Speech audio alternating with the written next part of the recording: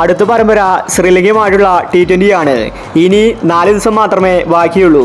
കളിയെല്ലാം നടക്കുന്നത് ശ്രീലങ്കയിൽ വെച്ചിട്ടാണ്. ഇപ്പോഴിതാ ഇന്ത്യൻ താരങ്ങൾ ഇൻട്രാസ്കോഡ് മത്സരങ്ങൾ കളിച്ചിരിക്കുകയാണ്. ഇന്ന് മികച്ച കളിയാണ് ഇന്ത്യൻ താരങ്ങൾ കാഴ്ചവെച്ചത്, പ്രത്യേകിച്ച് സഞ്ജുവും റിങ്കു സിംഗും. അപ്പോൾ ഇന്നത്തെ പ്രാക്ടീസ് മാച്ചിനെ കുറിച്ചാണ് നമ്മൾ ഈ ഒരു വീഡിയോയിൽ പറയുന്നത്. ഇത്തരം ക്രിക്കറ്റ് ന്യൂസിന് വേണ്ടി ഈ ചാനൽ മറക്കാതെ സബ്സ്ക്രൈബ് ചെയ്യൂ. ജൂലൈ 27-നാണ് ആദ്യ T20 ശ്രീലങ്കയിൽ വെച്ചിട്ടാണ് കളി നടക്കുന്നത്. 3 T20 ആണ് ഇന്ത്യ ശ്രീലങ്കയുമായിട്ട് കളിക്കുന്നത്. സഞ്ജു T20 സ്ക്വാഡിലുണ്ട്.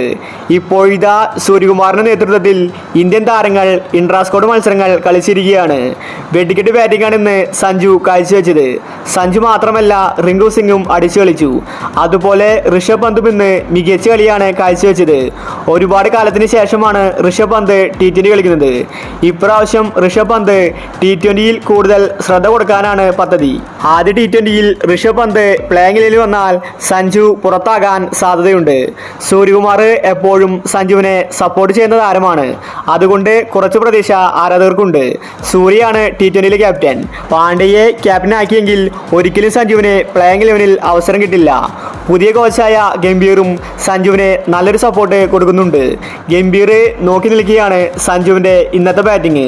ഗംഭീർ പോലും ശരിക്ക് അത്ഭുതപ്പെട്ടു. ഇതുപോലത്തെ ഒരു കളിക്കാരനെയാണ് ഇന്ത്യൻ ടീം ഇതുവരെ മാറ്റി നിർത്തിയത്. ഗംഭീർ കോച്ചായിട്ട് വരുമ്പോൾ സഞ്ജുവിന് ഒരുപാട് അവസരങ്ങൾ കിട്ടും. ദ്രാവിഡിനെ പോലെയല്ല ഗംഭീർ, കഴിവുള്ള കളിക്കാർക്ക് അവസരങ്ങൾ കൊടുക്കും. അതിൻ്റെ ഭാഗമായിട്ടാണ് പാണ്ഡ്യയെ ക്യാപ്റ്റൻസിയിൽ നിന്ന് മാറ്റി സൂര്യകുമാർ ഇന്ത്യയുടെ T20 ക്യാപ്റ്റനാക്കിയത്.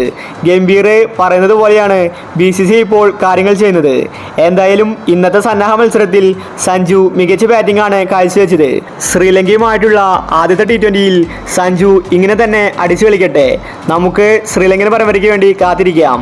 ഇത്തരം ക്രിക്കറ്റ് ന്യൂസിന് വേണ്ടി ഈ ചാനൽ മറക്കാതെ സബ്സ്ക്രൈബ് ചെയ്യൂ.